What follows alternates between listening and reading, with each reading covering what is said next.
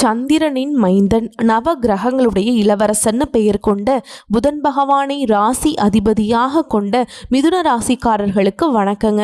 புதன் அப்படின்னாவே புத்திங்க. இதனால தான் மிதுன ராசிக்காரங்க எவ்வளவுதான் கஷ்டங்கள் வந்தாலும், எப்பேற்பட்ட இக்கட்டான சூழல் வந்தாலும் சரி, இவங்களோட புத்தி சாதுரியத்தால் மட்டும்தான் அதிலிருந்து இது நாள் வரைக்கும் கடந்து வந்துக்கிட்டு இருக்கீங்க.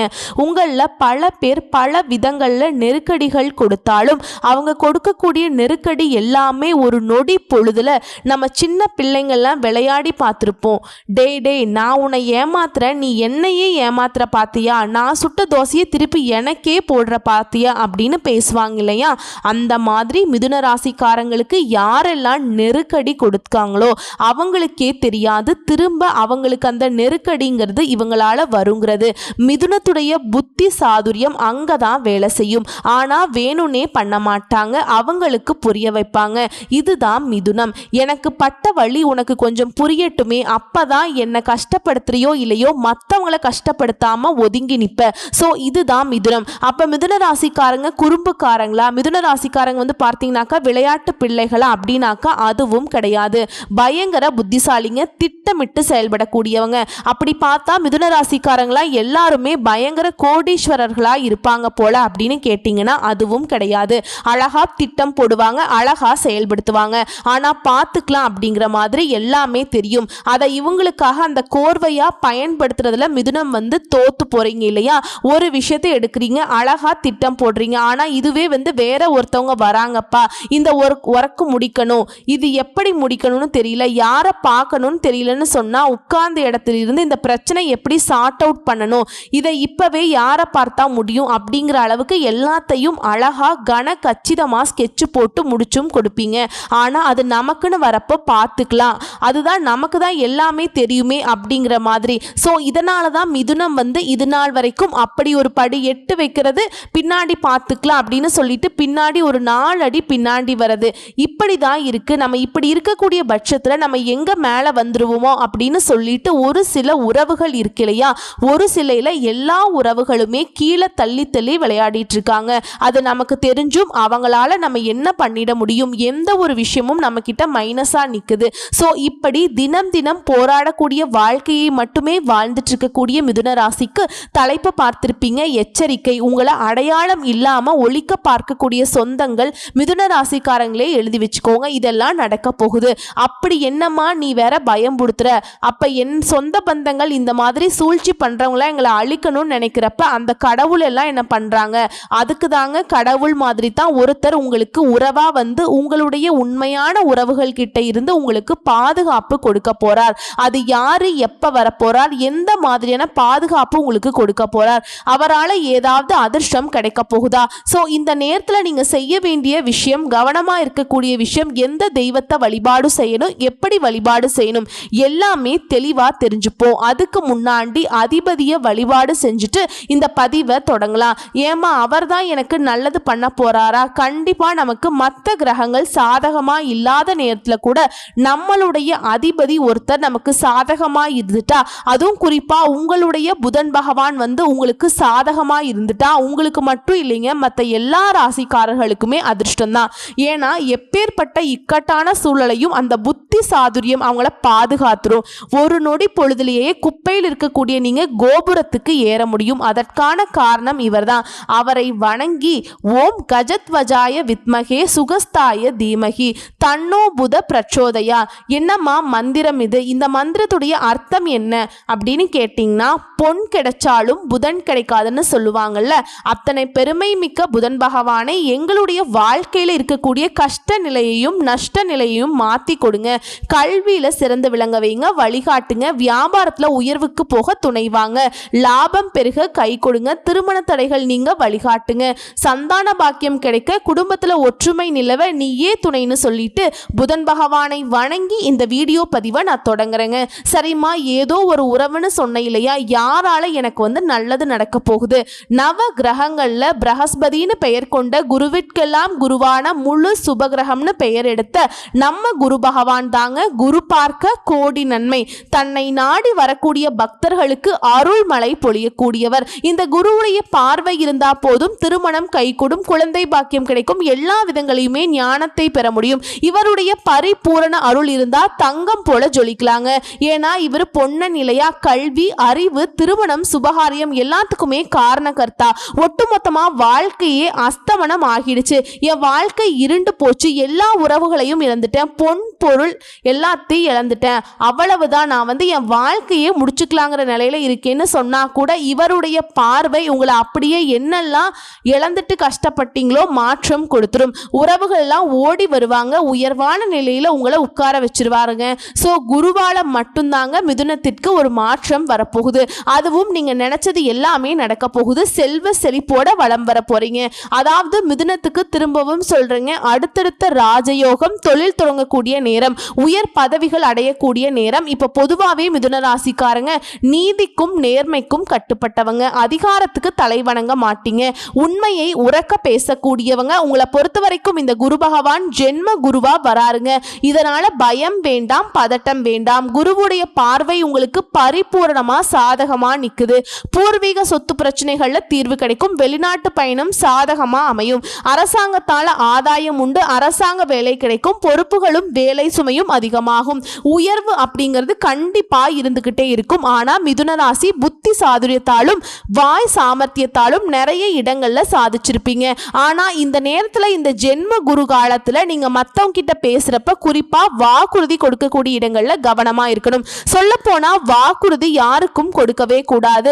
செஞ்சு தரேன், நான் வரேன், நான் பண்றேன், இதெல்லாம் செஞ்சுதான் இது நாள் வரைக்கும் கஷ்டப்பட்டுட்டீங்க, தயவு செஞ்சு அந்த மாதிரி எந்த ஒரு வாக்குறுதியும் கொடுக்காதீங்க. அவங்க வேலையை பார்க்கட்டும், நீங்க உங்க வேலையை பாருங்க. இதோட ஜென்ம குரு அப்படிங்கிறதால வீடு கொஞ்சம் சிரமம் ஏற்படுங்க. மனசுல ஒரு மாதிரி சலிப்பு, சோர்வு அப்பப்ப வருமே தவிர்த்து நிரந்தரமா நிக்காது, உடனே விலகிடும். அதே போல முன் கோபம் வரும். அழகா ஒரு பொண்ணை சீவி சிங்காரிச்சு வச்சு பொட்டு வைக்கிற நேரத்துல யாரோ ஒருத்தவங்க அலங்காரத்தை ஃபுல்லா கலைச்சிட்டா எப்படி இருக்கும், அலங்கோலமா இருக்கும் இல்லையா? அப்படிதான் உங்களுடைய முன்கோபம் உங்களுடைய உழைப்பை, உங்களுடைய உயர்வை, உன்னதத்தை கெடுத்துரும். ஸோ எக்காரணத்தை கொண்டும் கோபத்துக்கு இடம் கொடுத்துடாதீங்க. அதே போல ஆரோக்கியத்துல அக்கறை வச்சுக்கோங்க, அலட்சியம் வேண்டாம். மற்றபடி எதிர்பார்த்த விஷயங்களையும் சரி, எதிர்பார்த்த விஷயங்களும் சரி முன்னேற்றம் இருக்குங்க. நீங்க தொட்ட காரியங்கள் துலங்கும். நீங்க ஒரு விஷயத்தை எடுத்துக்கிட்டீங்கன்னா அது வெற்றி பெறும். வெளியூர்ல, வெளிநாட்டில் இருக்கக்கூடிய அன்பர்களா இருக்கீங்கன்னா உங்களுக்கு சுப செய்திகள் கிடைக்கும். எந்த ஒரு காரியத்தையும் திட்டமிட்டு செயலாற்றுங்க.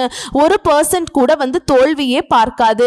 வீண் நஷ்டங்களை தவிர்க்கலாம். சரிங்களா? இதோட குரு பகவான் உங்க ராசிக்கு 5ஆம் இடத்தை பார்க்கிறார். இதனால நீண்ட நாட்களா குழந்தை பேரு இல்லையேன்னு சொல்றவங்களுக்கு குழந்தை பேரு வாய்க்கும். பிள்ளைகள் வழியில நன்மைகள் உண்டாகும். பூர்வீக சொத்தால ஆதாயம் உண்டு. மகனுக்கோ மகளுக்கோ ஊரே மெச்சக்கூடிய அளவுக்கு திருமணத்தை ஜாம்னு நடத்தக்கூடிய யோகம் இருக்கு. அதே போல மிதுன ராசி ஆண்களோ பெண்களோ மனசுக்கு பிடிச்ச மாதிரி மன மாலை அமையும். அடுத்து குரு பகவான் 7ஆம் வீட்டை பார்க்கிறாருங்க. கணவன் மனைவிக்கிடையே நெருக்கம் உண்டு. வீட்டுல தடைப்பட்ட சுப காரியங்கள் இப்ப இனிமையா நடந்து முடியும். இதுவும் கோலாகலமா நடக்கும். உங்களுடைய மறைந்து கிடந்த திறமைகள் இப்ப வெளிப்படுத்த வாய்ப்பு அமையும். உங்களுடைய ராசிக்கு பாக்கிய வீடான 9ஆம் வீட்டையுமே குரு பார்க்கிறார். நீங்க எதிர்பார்க்கக்கூடிய பணம் கைக்கு வரும்.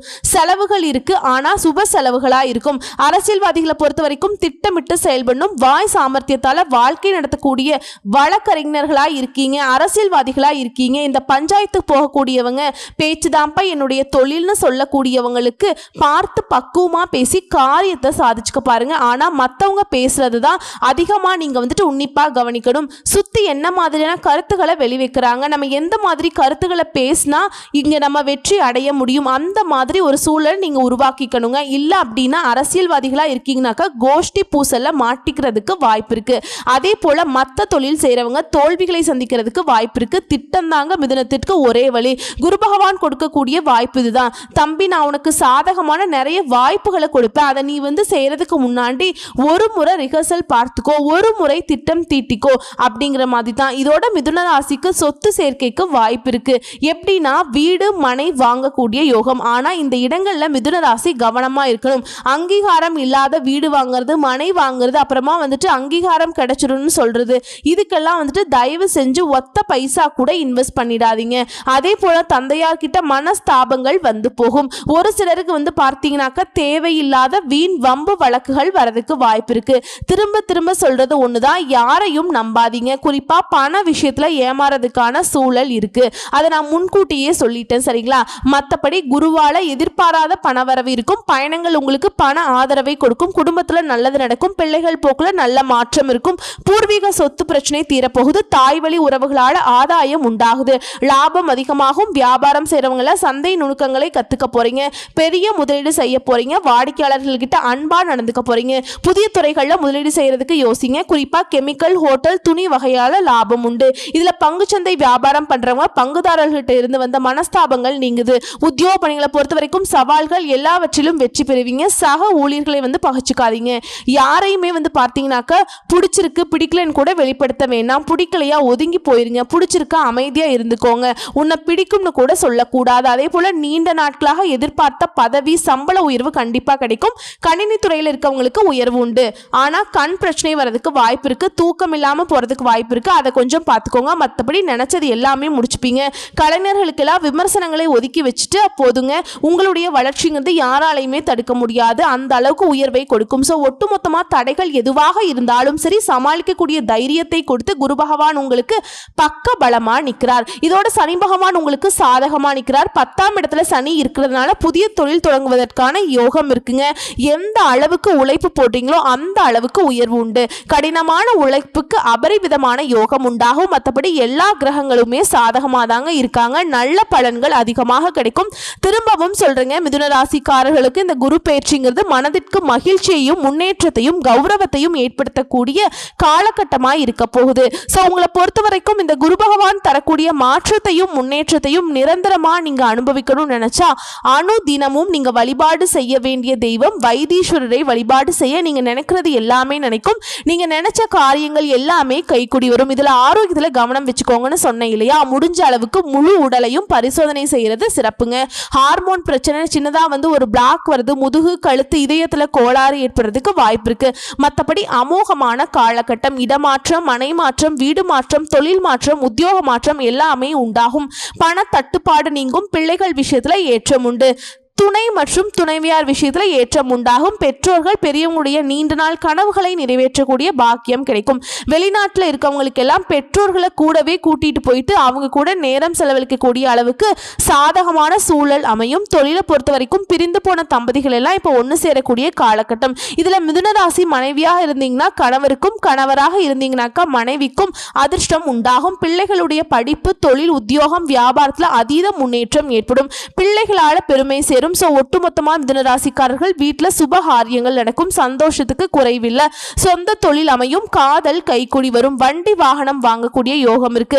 அதாவது மிதுன ராசி என்னன்னா, கனவுகள் மனசுல இருந்துச்சோ, வீடு கட்டணுமோ, தொழில் அமையணுமா, வேலைக்கு போகணுமா, வெளிநாட்டுக்கு போகணுமா, இல்லை சொந்த பந்தங்கள் கூட சந்தோஷமா இருக்கணுமா, எதுவாக இருந்தாலும் அதாவது உங்க எண்ணங்கள் திட்டமிட்ட நீங்க அதை செயல்பட முயற்சி பண்ணா அதுவே போதுங்க. நீங்க ஒரு 8 வச்சா குரு பகவான் 100 முன்னாடி கொண்டு போய் நிறுத்திடுவார். ஸோ வாய்ப்புங்கிறது மிதுனத்திற்கு அருமையா வாக்கப்பட்டிருக்கு. பயன்படுத்திக்கோங்க.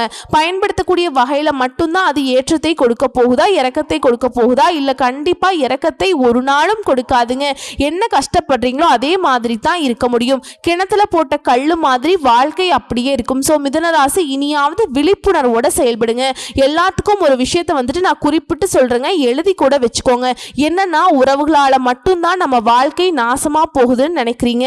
உறவுகள் மட்டும் இல்லைங்க, உங்க கூட உறவாடக்கூடிய நட்புல இருந்தும் அக்கம் பக்கம் வீட்டார்ல இருந்து சுத்தி இருக்கக்கூடிய எல்லாராலையுமே ஏதாவது ஒரு வகையில உங்களுக்கு பாதிப்பு வரும். இதை நீங்க எந்த அளவுக்கு நிதர்சனத்தோடு அணுகுமுறையை மாற்றி வாழ்க்கை இன்னைக்கு இப்படிதான் இருக்கணும், ஒரு நாளிலிருந்து 1 மணி நேரத்திலிருந்து திட்டமிட்டு செயல்பட வாழ்க்கை சிறக்கும், வாழ்க்கை ஜொலிக்கும். இதோட ஒவ்வொரு வியாழக்கிழமைகளும் குரு வழிபாடு கட்டாயம் மிதுனத்துக்கு பண்ணியாகணுங்க. அதே போல புதன்கிழமைகள்ல விஷ்ணு பகவானை வழிபாடு செய்யணும். சரிங்களா? இந்த 2 தெய்வத்துடைய வழிபாடு மிதுனத்திற்கு அதிர்ஷ்டத்தை அள்ளி கொடுக்கும். குரு பிரம்மா, குரு விஷ்ணு, குருதேவோ மகேஸ்வரக, குரு சாட்சா பரபிரம்மா, தஸ்மை ஸ்ரீ குருவே நமக. என்னங்க மிதுன ராசிக்காரங்களே, குரு வழிபாடு செஞ்சிடலாமா? புதன் பகவானை நம்ம கூட வச்சுக்கலாமா?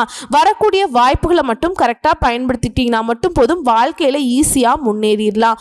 வாழ்த்துக்கள். நன்றி. வணக்கம்.